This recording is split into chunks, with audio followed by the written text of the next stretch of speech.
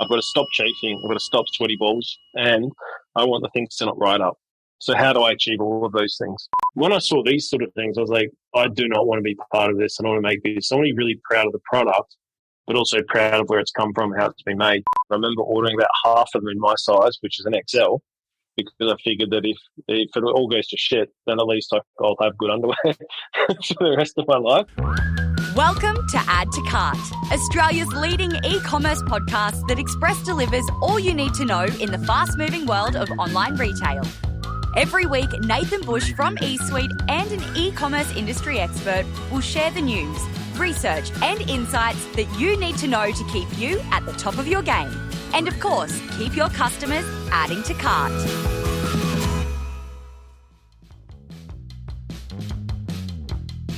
Hello and welcome to Add to Cart. My name is Nathan Bush, host of Add to Cart and director at e-commerce talent agency eSuite. It's the small things that sometimes can make a massive difference to your day. Good coffee, free parking, and my very personal favourite, comfy undies. My guest today has made it his business to ensure that no man or woman has to suffer the discomfort of conventional underwear's main drawbacks: chafing, riding up, and dare I say it out loud, sweaty balls or bits. I've got to keep this gender neutral. I bet you weren't expecting that in your morning podcast. Greg Taylor is the founder and the CEO of Step One, a brand that has reached cult status, making comfortable, functional, and ethical jocks. The company, now valued at $60 million on the ASX, has gone from 0 to 6% of the men's underwear market since it launched only 5 years ago in 2017 and has recently expanded to make a range for women. In this chat, Greg shares the problem that led him on a journey into underpant design. Kind of sounds like a SpongeBob episode.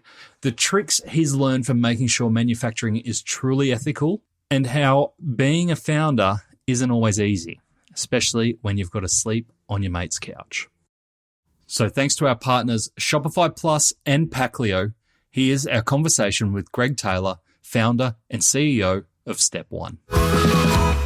Greg, thank you so much for joining us on Add to Cart.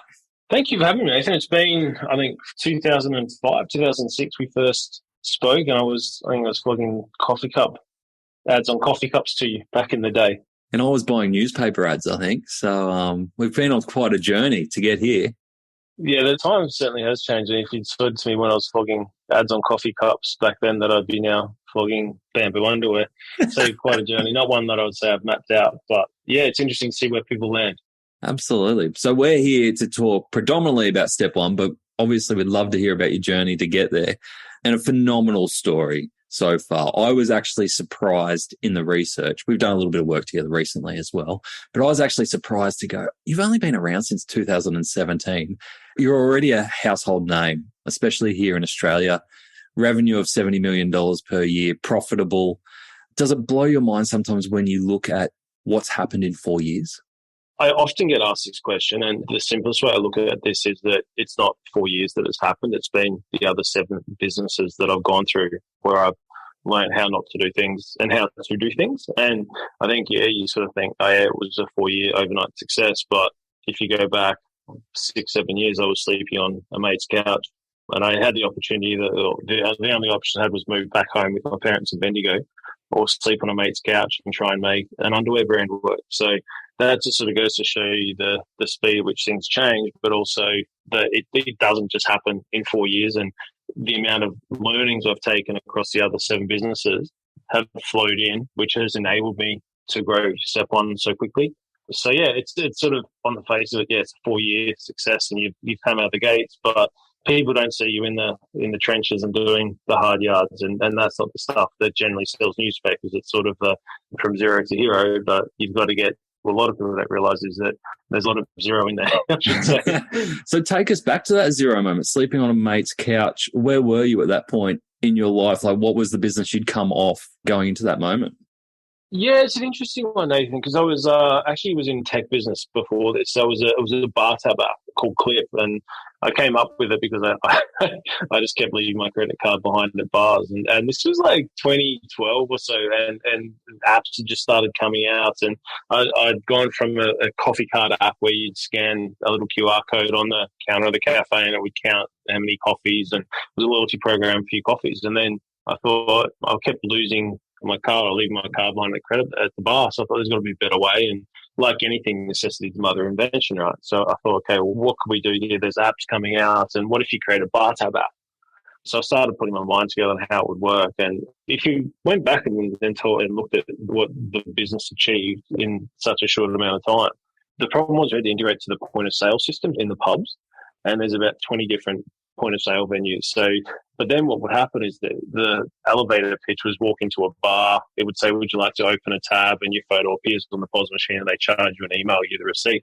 Then we managed to get that up and running. So we had about nearly 1,000 pubs across the country that had it in. We had integrations with 10 or 15 of the POS vendors. But it was before its time, I think a little bit too much. A great idea. But probably about a year after we launched, PayWave came out. So, so this concept is, because otherwise you used to have to, if you want to pay on a credit card, you'd have to go down the end of the bar, do the signature, do that kind of stuff. And then PayWave came out. So we did the old pivot. You'd say we created a last minute deals offer. So you basically, like on a Monday, a pub's quiet, so you'd offer 10 tables at 40% off and vice versa. So pivot into that, and then that just didn't work again. So it obviously took a lot of learnings out of that, but I managed to scrape some money out of that business, and out of that business, it was either go and get a job, which I'd never actually had in my life before. When I say real job, or come up with another idea. And I was hiking in New Zealand and started chafing, and I've got big leg, used to row, and I felt I've told this story a million times. And then I thought, well, there's got to be a better way, and went and did some research online, and there wasn't anything other than creams and powders, which I was using. So I thought, well, underwear hasn't changed in 50 years. And at the time, my partner had just started an e-com brand herself called The Fable, selling women's silk shirts. And I started looking at, this is really the first taste I got of e-com, and I was looking at how she built the business, how she structured it, and everything looks easy from the outside. But then I sort of delved into how the business worked. And very, very cleverly, she'd gone after, had a job and took 6 months off, went to India, to a yoga ashram, and she liked silk shirts. So she got some silk mat shirts made in India, sent them to some friends, and they said, oh, can I grab this, but in this color, and vice versa. So a really classic case of how e-com brands start. So she started making a whole bunch of shirts, then turned into a business, and she's made that really successful. And we met around the time she launched. So I was sort of thinking, there's something in this e-com thing. It's going to come. And then, started thinking about what sort of product I could make. But the product wasn't a function of wanting to move into e-commerce. It was more of a basis around what problem can I solve, and then how will that functional problem, how can I get that to the masses? And this is where e-com has really blown the doors down in terms of 20 years ago, you'd have to go to rent a shop, fit it out, buy X amount of stock. And so I would say no more than 15 grand to get this business started and up and running. So with that money, I had to go to China, find a factory, create samples, but you don't have this huge cost of a shop that you've obviously got to set up.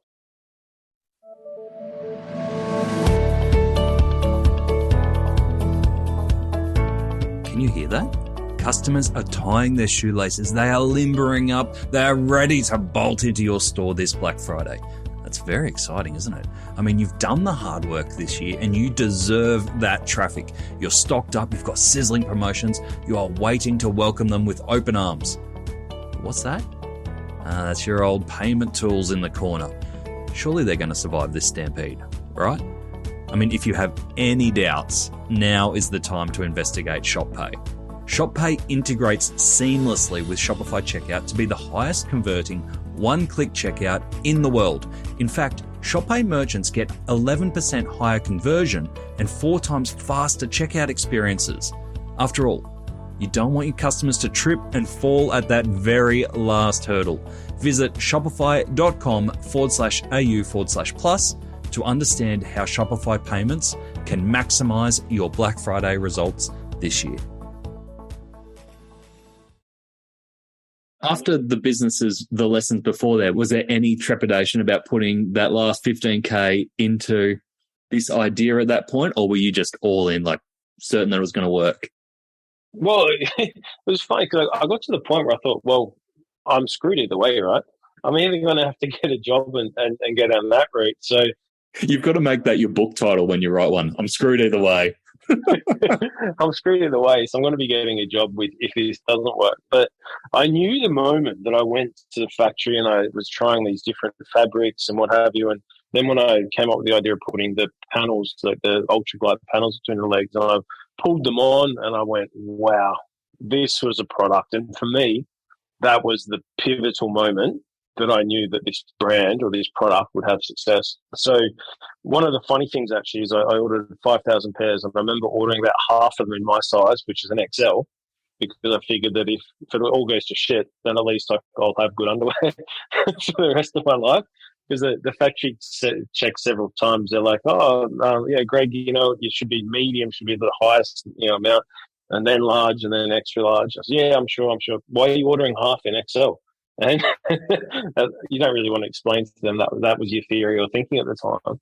But yeah, that was it. So, and then literally it was like a movie. You could have written a script for it. So I had a great product. I was like, how do I move this? And so I went and I had a couple $1,000, came up with an idea for a video, went and shot it. It was very much just a bloke's bloke ad around. It was a minute and a half. And if you talk about running an ad for an e-com brand or a product now, it's a minute and a half long. You'd think you're mad every day of the week. Yeah, it only just scrapes into an Instagram reel, doesn't it? Right.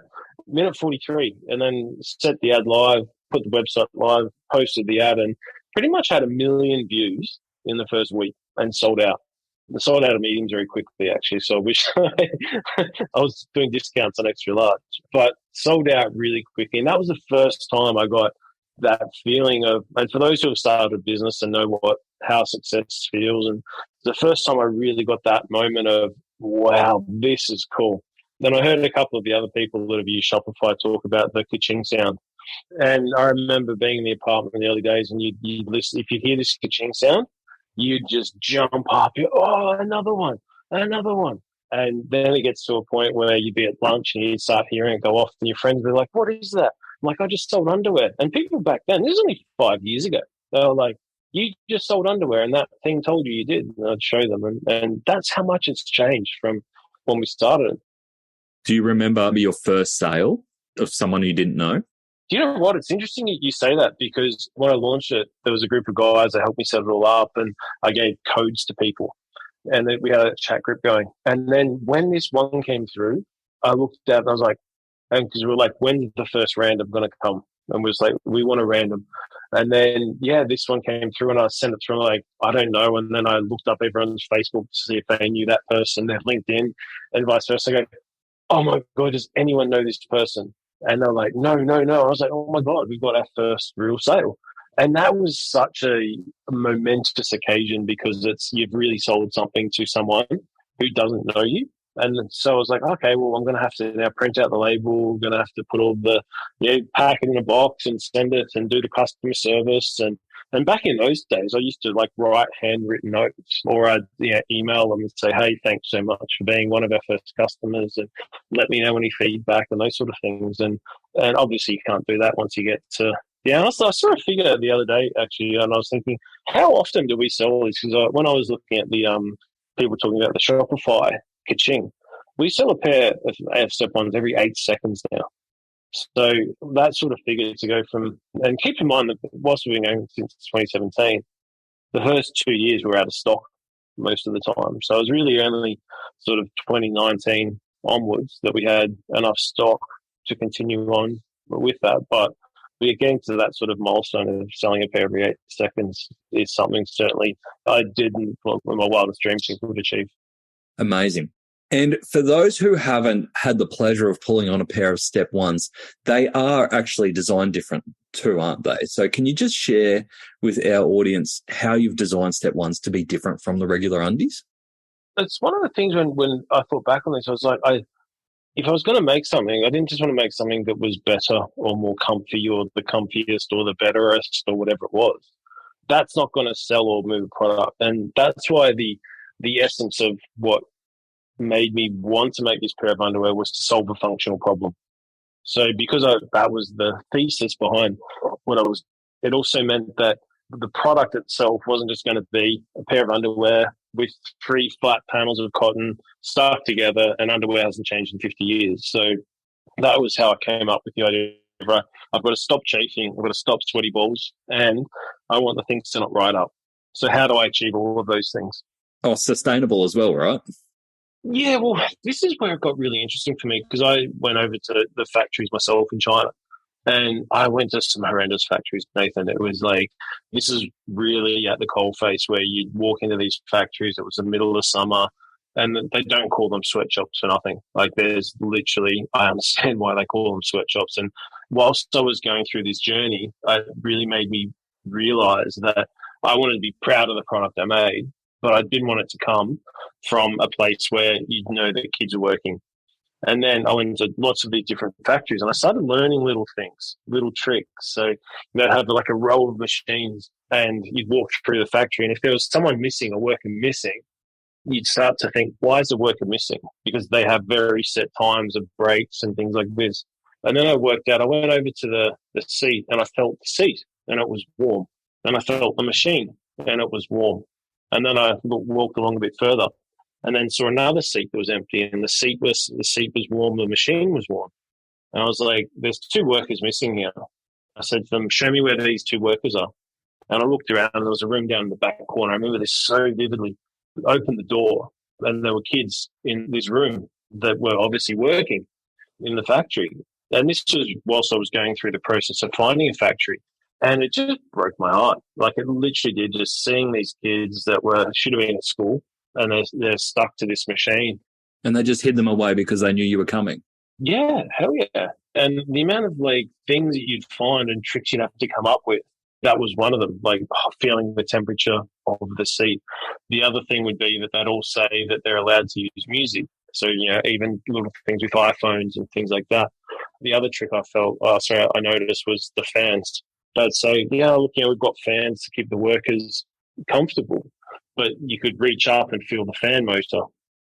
And if the fan motor wasn't warm, you knew they just turned it on whilst you did the tour of the factory. So when I saw these sort of things, I was like, I do not want to be part of this. I want to make this. I want to be really proud of the product, but also proud of where it's come from, how it's been made. So that really kicked off the sustainable, ethical journey for me and business, which I personally hold really dearly to today and will forever. And then I guess if you don't go and experience those things and see them firsthand, you don't realize the impact that it would have going down the train. And if you support businesses like that, they're going to continue to do that.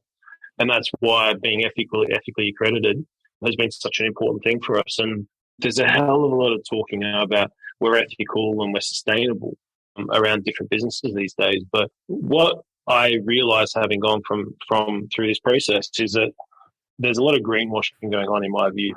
And greenwashing can come in many different forms. And one of the things that people look at is, that our underwear is ethically accredited. Okay, but that's the factory that made the underwear. And so what about where the waistband supplier? What about the cotton, the needle supplier? What about the dyeing factory? So what I've done is, and it was in our annual report, is that I've been working on this for probably 3-4 years now, where we're not saying that we're ethically accredited from where we make the underwear moving forward. We've gone all the way right back to where the bamboo comes out of the ground and made sure every step of the way, from where the bamboo comes out of the ground to where it's knitted to sewn, the yarns, the dyeing, the cutting, the waistband, the packaging, every step of the way, all of those suppliers are ethically accredited. We've got organic certification. And that's one thing that when people talk about, yes, we're ethically accredited and we're sustainably accredited, but from what point? Are you from where it came out of the ground, where the cotton came out of the ground, or where the bamboo came out of the ground, or from the factory where it all comes to? And there's a huge difference, and people don't realize that these days. And you mentioned that you wanted to do that because you wanted to leave a good mark yourself. It was really important to you personally. I've noticed in the step one personality and brand is that it's there as a message, but it's definitely not in your face as a message. You're very much got a different personality and it's one of the supporting things. Is there a reason that you kind of downplay the sustainability and the accreditations that you've got there? Yeah, it's all around. And look, if you come to our site, and by the time you've got to add to cart, as we'll call it, you'd know that we're very on the front foot in regards to sustainability and made ethically and all those sort of things. But from a point of view of why do we not push that up the chain in terms of our value proposition and our advertising? And that is that over time, people haven't considered that, hasn't been a part of the purchase consideration. I knew it would be at some point, but if you went to go back and look at an ad 5 years ago, and if I had that at the top of funnel, sustainably grown, ethically accredited, people would just swipe. But now that you can put that in the top of funnel, and that actually works. And I shouldn't sound surprised, but there's one thing to say, yeah, I care about it. There's another thing to say, I'll pay for it. And there are two different things that come up with that. So as more and more businesses have thankfully become more and more evolved or conscious of it, we push that message up much higher into our messaging bank to a point now where we're now making ads that adjust around our sustainability, our credibility, and things like that. Makes a lot of sense. You've got to be where your customers' mindsets are at. On the topic of funnels, one of the things that I did notice in your annual report was your cost to acquire customers. And you give a lot of information in that report, but it has doubled essentially to about the $94 mark, which is double where it was even 2 years ago. And I know that paid performance, paid social is really important for you. What do you put this cost increase down to? There's a number of things. Obviously, as more people enter the market, it starts right at the top. So your CPA is at $94, but you've got to go all the way right back. Okay, what are my CPMs? What are we paying to see 1,000 people? For 1,000 people to see an ad, what are we paying? And that as more people actually come into e-commerce and into different buying online, there's only so many eyeballs that ads can see. So there's a natural emergence of people coming into digital and buying digitally. So that's first of all.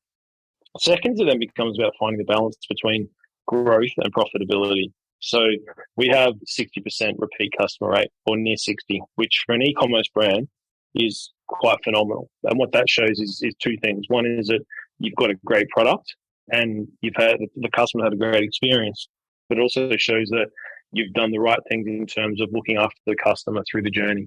And you've solved that what we say we've sold them, we've delivered on that.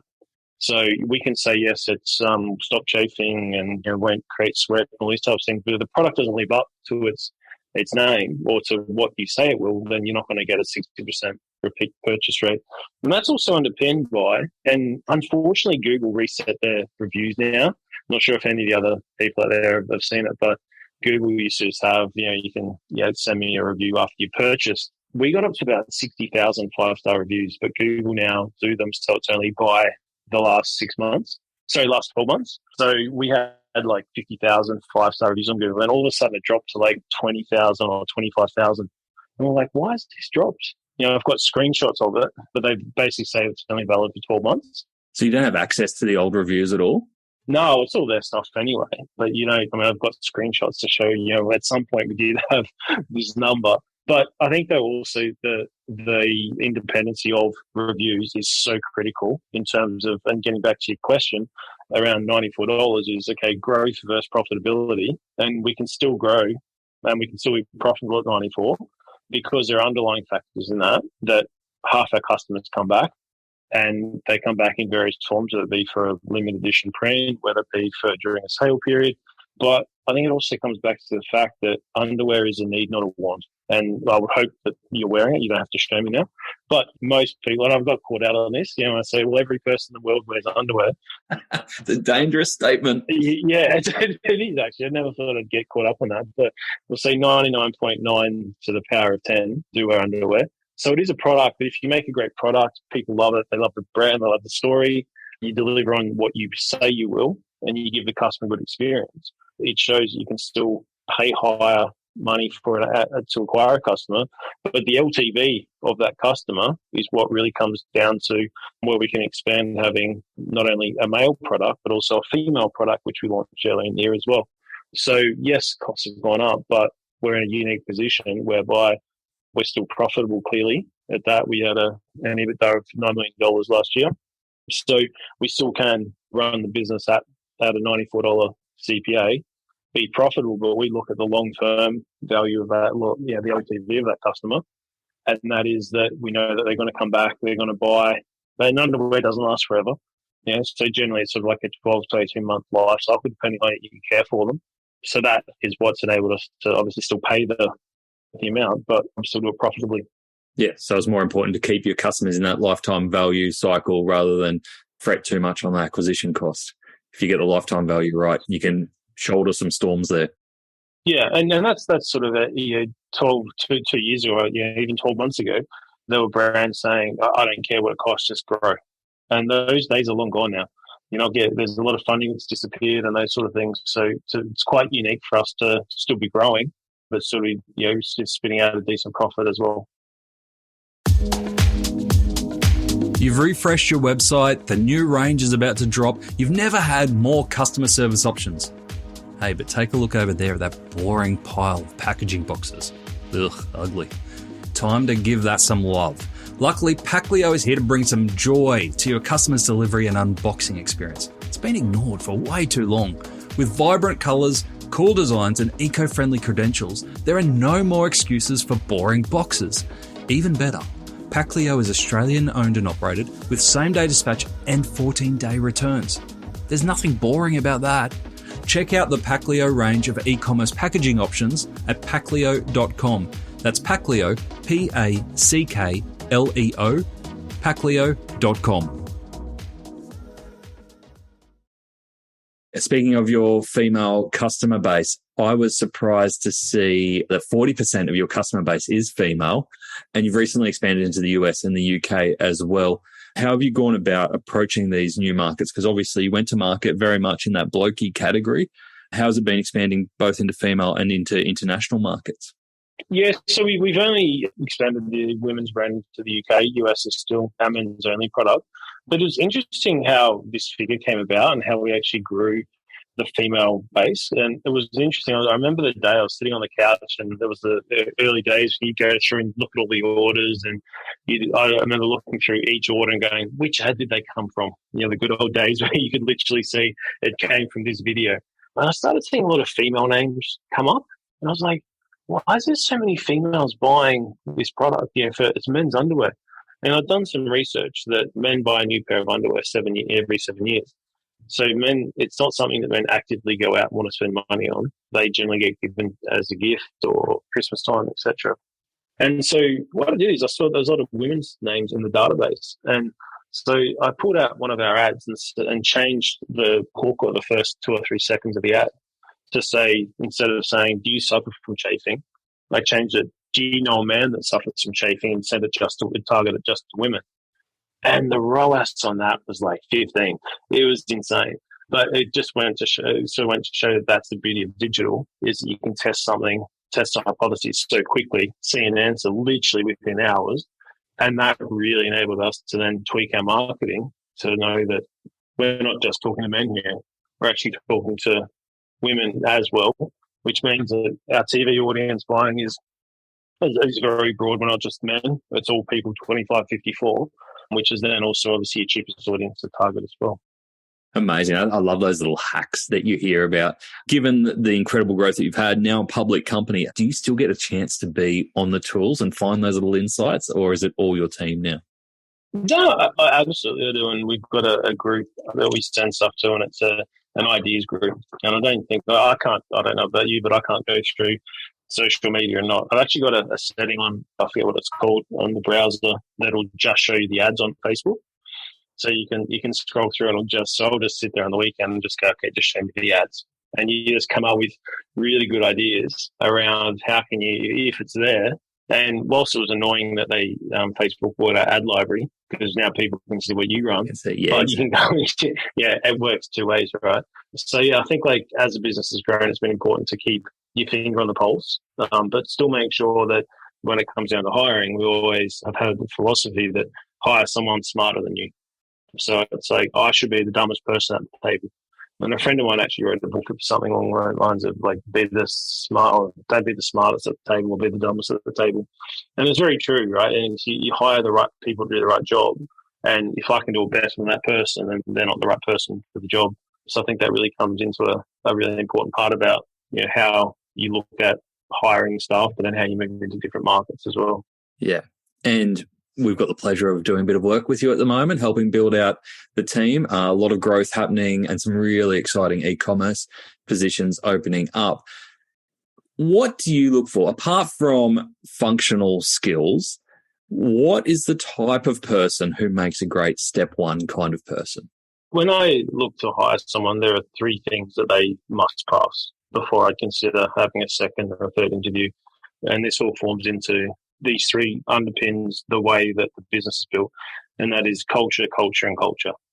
So if a person doesn't fit, if I can't sit down and have a beer with someone at a pub and I can't be friends with them, then it makes the work part of the job more difficult. But if you get on with someone, that's sort of 90% of the battle. And you then hire people to make sure that what they're doing, the absolute best at doing in the business. And we don't have a huge team. We've got about 25, 30 people, which for the size of the business and the output is quite small relative to other businesses in that size. But it just goes to show you hire the right people. And for me, culture is the most important. And one of the mantras that when people say, what's your motto and all these sort of things, for me, it's really simple. It's just treat others how you want to be treated.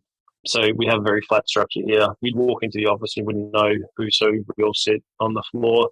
And we obviously have the creative area, the video area, the IT, and vice versa. But it's very much what makes a step one person is someone that's happy, that wants to come to work every day. And I think if you get that right, when that comes all the way back to the culture of how you set up the business, who's involved in the business, and just treating other people how you want to be treated yourself is so important. I think people really undervalue how important culture is when you're building out a team.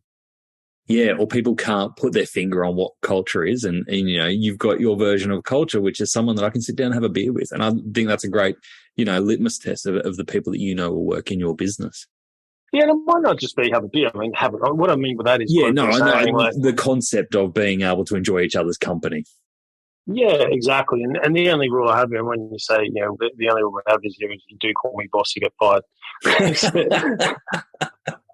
And for that reason, it's like I don't see myself above or below anyone else. I treat others, as I said, everyone else wants to be treated within the whole business. And that, for me, has been so important because it then makes people feel valued. It makes people not feel valued. But most importantly, if they're doing something that they're the best at, they'll have input into the team and show that what they do is actually pulling the cart, not just getting lost as a number that's doing a small thing and that's not going to make a difference. So I think that's really crucial as well.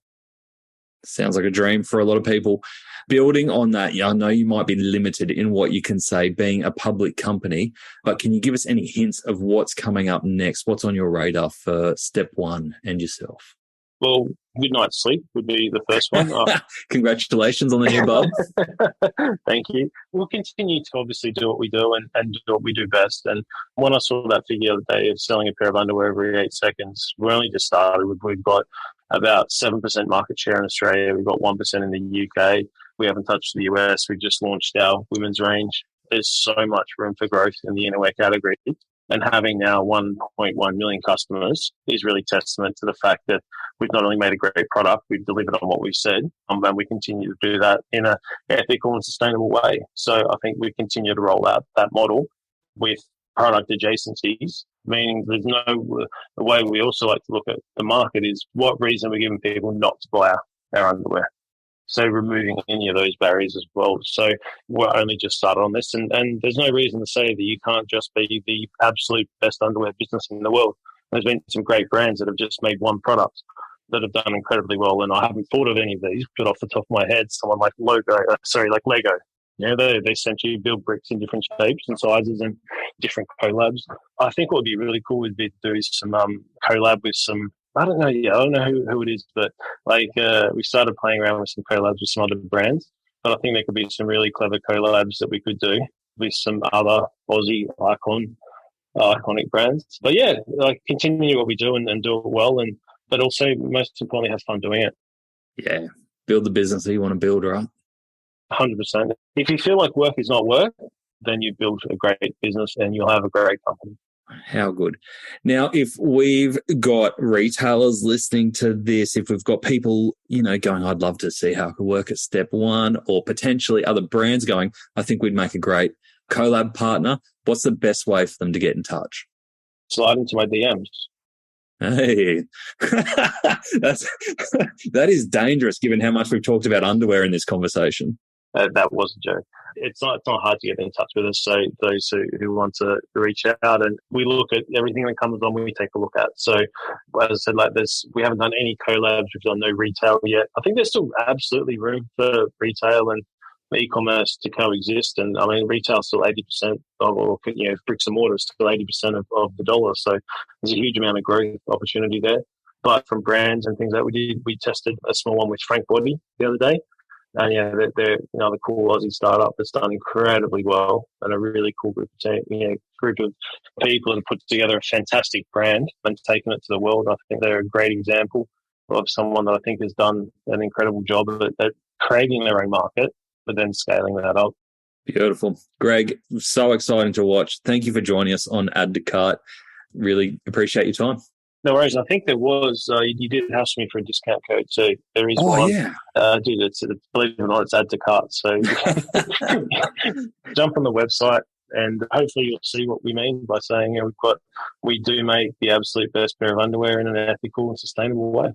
Absolutely. Add the discount code Add to Cart 20, all one word, and you get 20% off the total cart. How good's that? Thank you very much. And really appreciate your time, Nathan. Congrats on the business you built. I said that a number of times. I think you've done a really good job in podcasting you're doing and also working with your team at eSuite. I can certainly recommend anyone that's looking to find some recruitment or build out their team.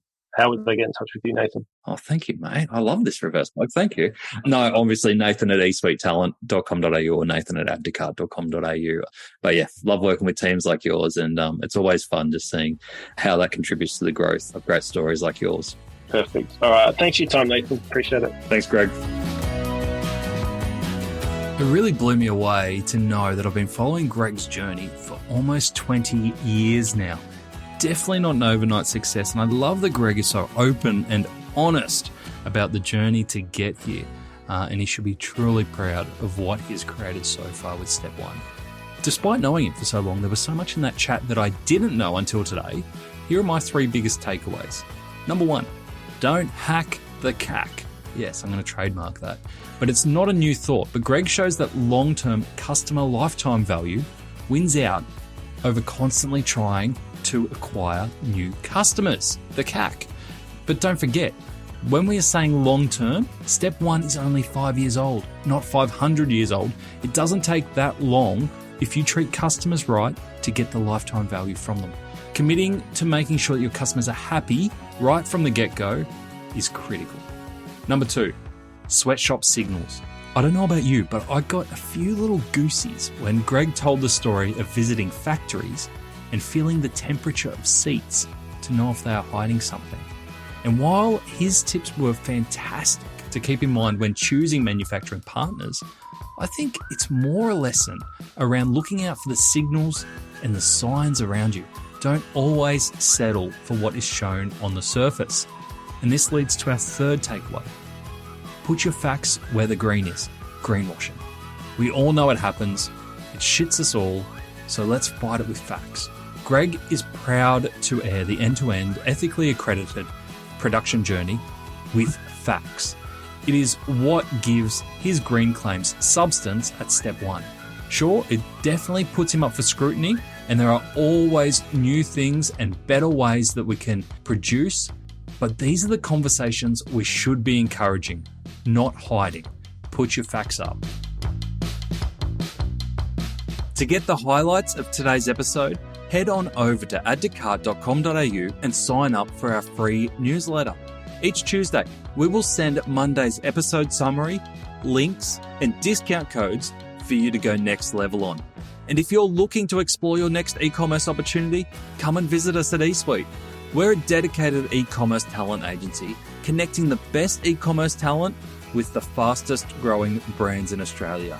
Head on over to esuitetalent.com.au where you can download the free e-commerce salary guide and sign up to our weekly e-commerce job emails. Thanks for listening, and until next time, keep those customers adding to cart.